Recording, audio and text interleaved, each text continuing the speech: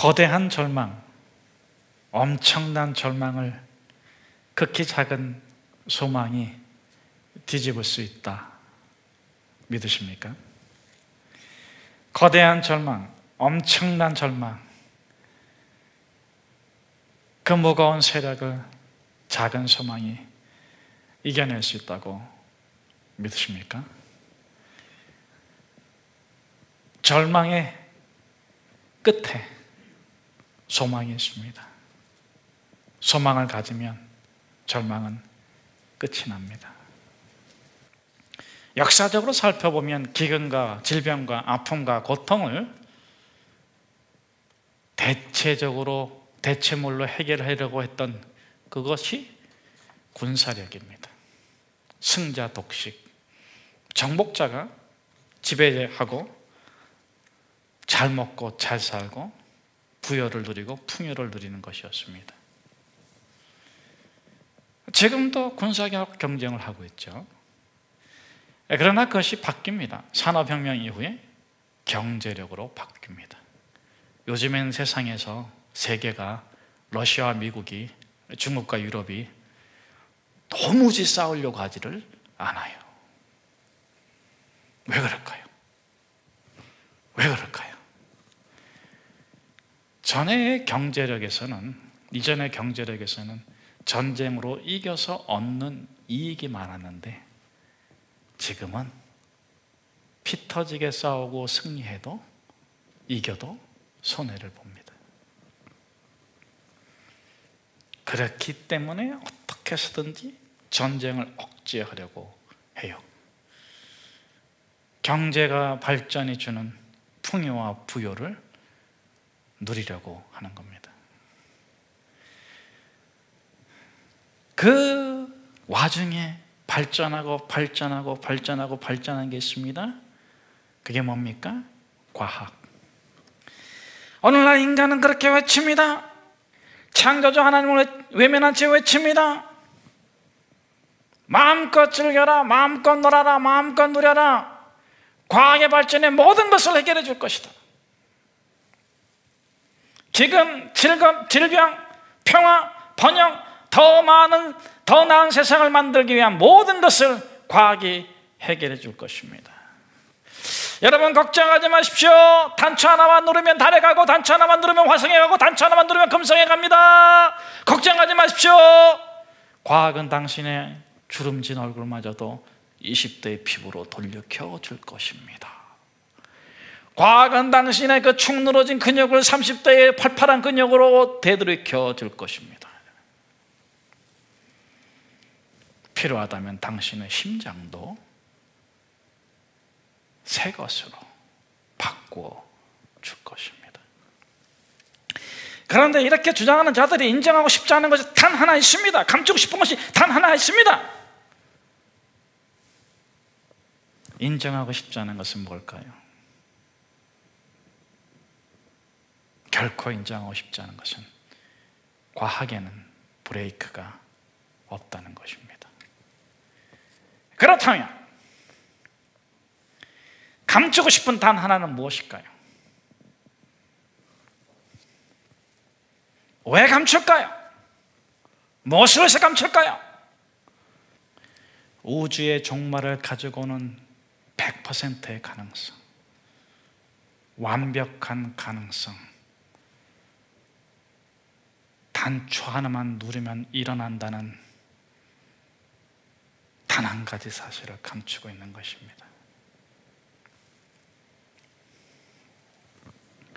황폐해지는 자연과 지구를 바라보면서 많은 사람들은 그렇게 얘기하죠.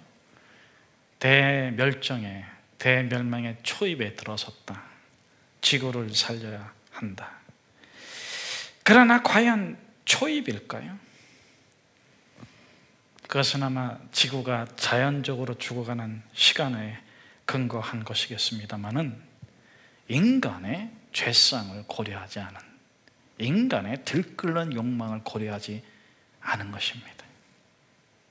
우리는 지금 대종말의 초입에 있는 것이 아니라 암사기, 말기,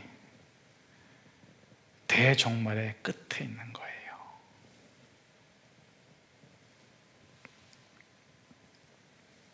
올해의 숲은 저 자연의 숲이 아니라 빌딩의 숲이고, 사슴이 풀을 뜯어먹는 곳이 아니라, 늑대가 사슴을 잡아먹는 곳이 아니라 만모니즘이, 권력이즘이, 타락과 쾌락으로 변질된 종교이즘이 가정을 뜯어먹고 직장을 뜯어먹고 교회를 뜯어먹고 있는 시대에 살고 있는 것입니다. 깨어지고 부서진 교회에, 피투성이가 된 교회에 양의 탈을 쓴 늑대들은 많은데 양의 탈을 쓴 참 목자가 없구나.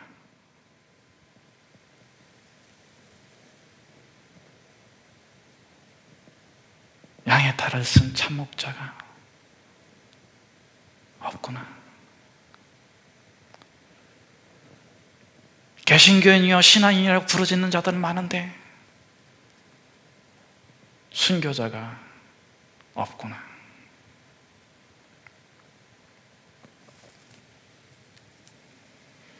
이 황폐해진 옐로스톤에 누가 가시겠습니까?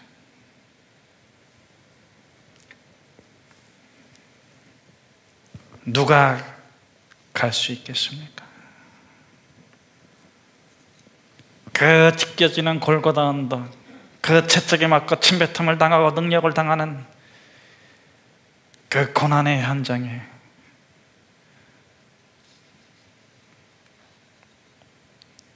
누가 가겠습니까? 변화산의 영광, 타보르산의 변모를 본 비전의 사람들만이 갈 수 있습니다.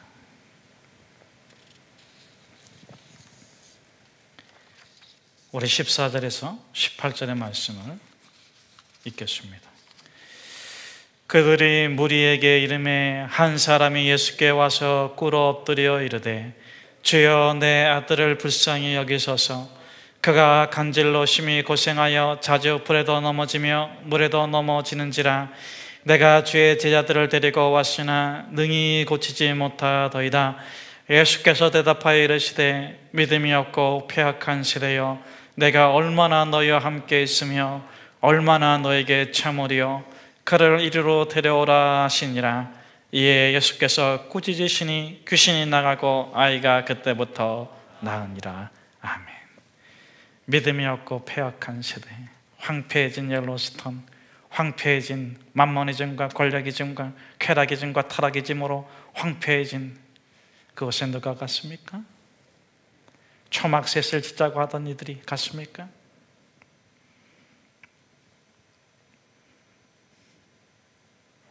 베드로와 요한과 야고보는 그 사건의 현장에 없었습니다. 폐악한 세대라고 예수님께서 꾸짖고 있는 그 현장에 없었습니다. 폐악한 세대란 타락한 세대요, 악한 세대요, 하나님을 외면한 채 인간 본의로 문제를 해결하려고 했던 그 공간이요, 그 시간이었죠. 거기에 누가 갈 수 있습니까? 변모산의 영광을 받다고 갈 수 있을까요? 변모산에서 초막셋이나 짓자고 하는 이들이 갈 수 있을까요? 예수께서 그 영광을 보여주시고 그 소망을 주시고 그 믿음을 주시고 그 능력을 주시고 귀신을 쫓아내고 예언을 말하고 방언을 말하고 천사의 언어를 말하며 자기 몸을 불사르게 내어주는 능력을 주신 것은 예수 영광 붙잡고 초막셋 짓자는 게 아닙니다. 깨지고 부서지고 엉클어지고 올부짖는 자가 있는 그 폐악한 세대로 가라고 주시는 거예요. 거기 가서 너의 능력이 아니라, 너의 힘이 아니라 너의 믿음, 너가 믿는 하늘 아빠의 영광을 나타내봐. 사람들은 너를 못됐다고 말하고 부족하다고 말할 거야. 그러나 사랑하는 아들아, 너가 아니라 너 믿음, 너가 믿는 예수의 영광을 거기서 나타내라. 아멘. 안 들려요? 아멘.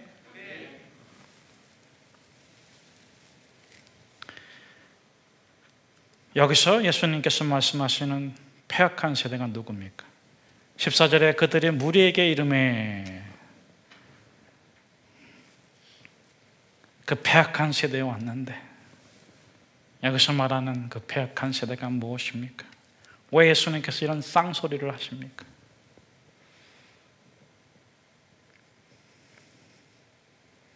제자들일까요? 마을 사람들일까요? 귀신 들린 이의 아버지입니까? 누굽니까? 마을 사람들은 아예 믿음이 없어요. 귀신 들린 아버지도 없어요. 이 패역한 세대는 제자들입니다. 제자들.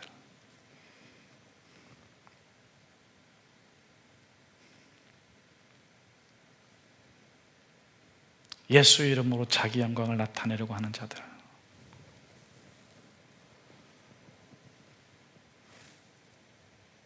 너희가 믿음이 없구나. 너희가 믿음이 없구나. 왜 너 자신의 능력을 믿고, 왜 너 자신의 경험을 믿고, 왜 너 자신의 지위를 믿냐? 너가 믿는 게 그거였니?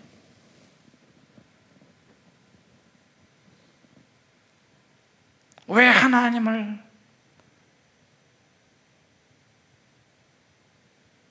너가 의지하는 것으로 대체하려고 하느냐? 믿음이 없다.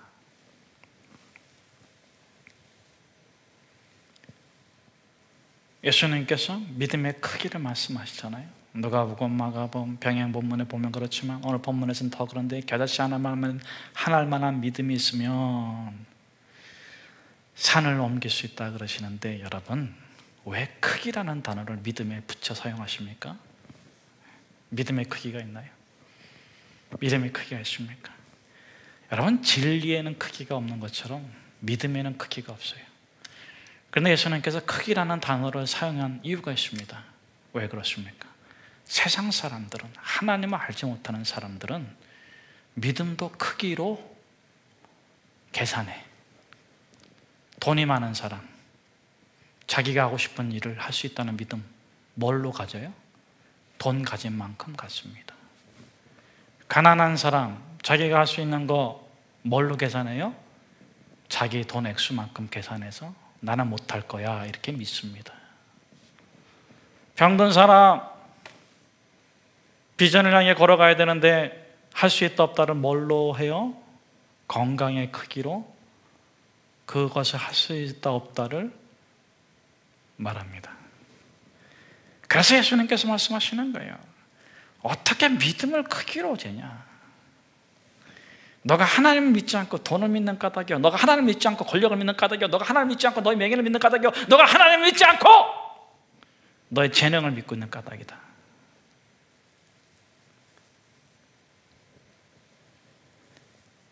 겨자씨만한 하나님만한 믿음이 있으면, 그 믿음이 있으면 산을 옮길 수 있다. 너의 믿음이, 그 믿음의 주인이, 너가 믿는 이가 나사렛 예수라면, 너가 그분을 믿으면 너의 믿음을 보고 그분이 그 일을 이루어 주실 것이다. 여러분, 이 말을 듣고 이 귀신 들린 아버지가 뭐라고 외칩니까? 오늘 본문에 보면 이 귀신 들린 아버지는 이름이 안 나와. 형제 이름이 뭐예요?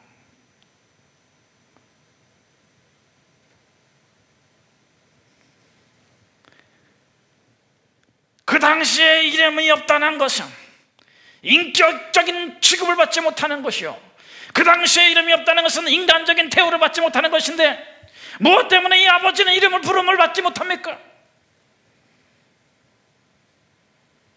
그 아들이 귀신이 들렸어. 아들 때문에 손이 발이 되도록 빌어보신 적이 있습니까? 아들 때문에 남 앞에 무릎 꿇어 잘못했다고 빌어본 적이 있습니까?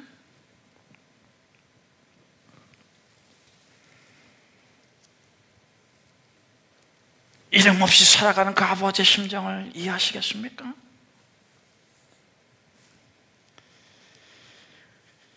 남들은 귀신 들렸다고 하는데 오늘 본문에서 아버지는 간질이라고 말해요.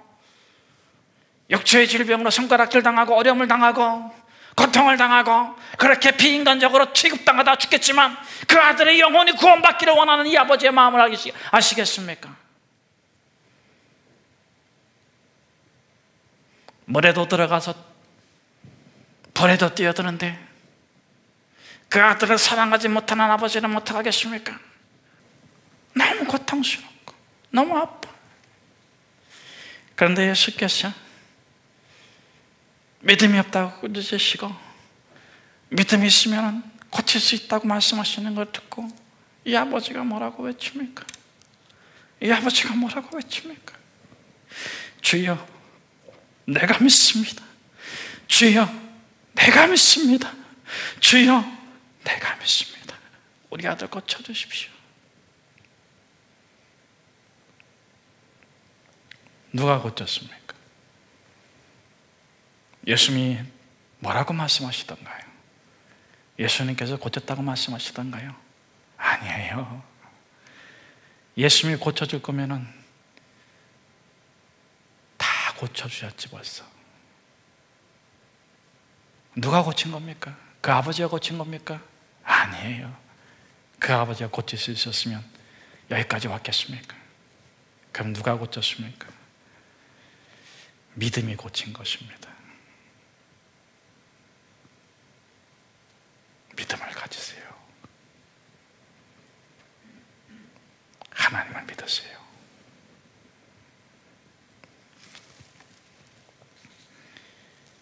주여, 나의 믿음이 없음을 도와주셔서, 주여, 나의 믿음이 없음을 도와주셔서 믿음을 가지십시오. 그 믿음이 우리를 건강하고 거룩하게 살게 하고 어그러지고 깨어진 우리의 가정을 회복시키고 코로나19로 무서워하고 두려워하는 이 사회를 안전케 하고 그 믿음이 여러분이 꿈꾸며 기도하는 그 미래를 현실로 맞이하게 해주실 것입니다. 19절 20절 말씀 우리 같이 한번 함께 읽겠습니다. 이때 제자들이 조용히 예수께 나와 이르되 우리는 어찌하여 쫓아내지 못하였나이까? 이르시되 너희 믿음이 작은 까닭이니라. 진실로 너에게 이르노니 만일 너에게 믿음이 겨자씨 한 알만큼만 있어도 이 산을 명하여 여기서 저기로 옮겨지라 하면 옮겨질 것이요 또 너희가 못할 것이 없느니라. 아멘. 그래요. 편견의 벽도 가난의 벽도 넘을 수 있다지만 절망의 법은 어떻습니까? 신분의 벽은 어떻습니까?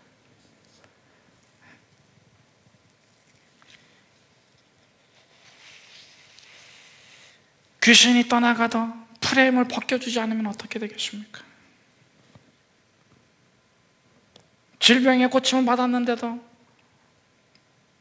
그 프레임을 벗겨주지 않으면 어떻게 되겠습니까? 지금은 사라졌지만 조선시대 백정이라는 직업이 있었어요. 짐승을 잡고 고기를 사는 직업이죠. 인도로 말하면 불가적 촉청민이에요. 사람들이 이렇게 인간 취급을 안 했어요. 기생들과 같은 계급이었는데 신분제도였는데 기생보다도 못한 인간으로 백정을 취급했습니다. 아버지가 백정이면 아들은 뭘까요? 백정이요. 다른 일을 해도 백정이요.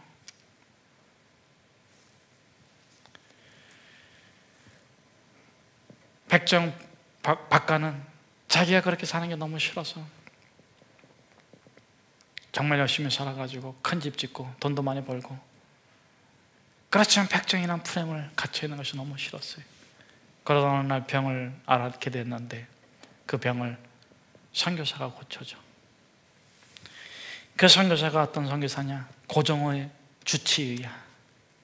고종의 주치의가 그 가난한 동네, 그 쌍놈의 동네, 그 그 동네 와가지고 자기를 고쳐주는 것을 너무 감사해서 예수 믿었어요.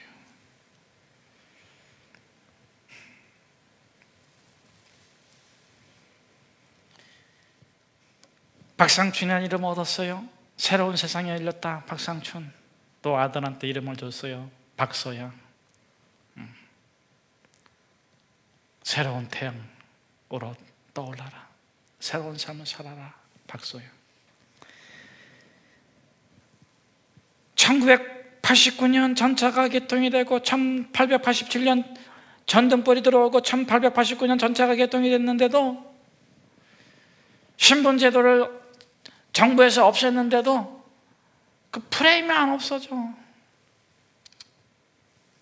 1894년 신분제도 개혁을 위한 갑오개혁이 일어나고 나서 얻은 이름이에요.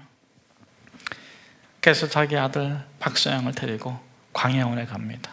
광해원. 제중원이라고 했다 광원이 됐고, 이 광해원이 연세의대 전신이 되잖아요.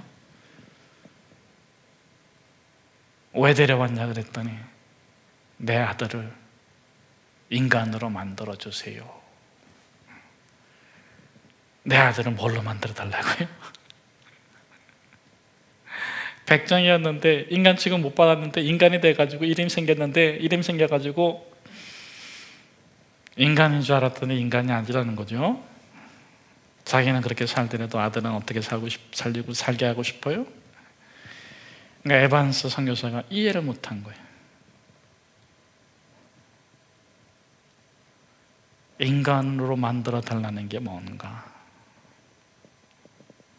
인간이 됐는데, 세례받고 구원도 받았는데, 사회에서 신분제도 철폐됐는데, 근데 깨달아가지고 박서양을 제중원의 학생으로 입학시키고 2년 동안 그 인간됨을 본 다음에 가르치기 시작해가지고 이 박서양이 우리 한국인 최초의 서양 의사가 됩니다. 그러면 인간답게 살아갔을까요? 당연하죠. 일제강점기가 도래해가지고 일본인들이 자기를 갖다가 조수 취급만 하고 의사 취급을 안 하니까 만주로 넘어갔어요. 거기서 병원을 열었어요. 병원을 열어가지고 거기서 고쳐줍니다. 중국 연길에 가가지고 고쳐줘요. 사람들을 고쳐주는데 1년에 한 1만 명 정도를 진료했다고 합니다. 그 병원 이름이 구세의원이에요. 구세의원. 그런데 3분의 1은 돈을 안 받았대요. 기록을 보니까. 왜 돈을 안 받았을까요? 쫓겨온 한인들.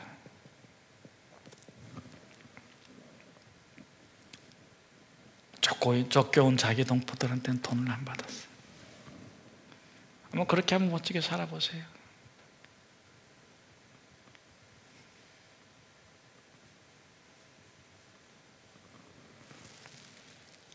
권력을 쥐고 신분이 높아지고 명예를 가지면 자기의 과거를 지우려고 하는 사람들이 얼마나 많습니까? 여러분,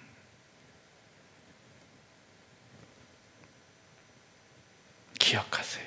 기억.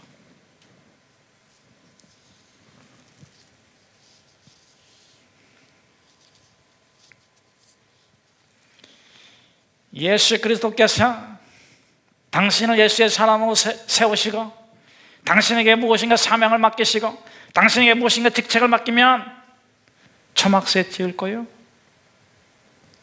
변화산에 있을 거요? 찢겨지고 깨지고 부서지고 아픔이 있고 고통이 있고 눈물이 있고 거기에 가십시오.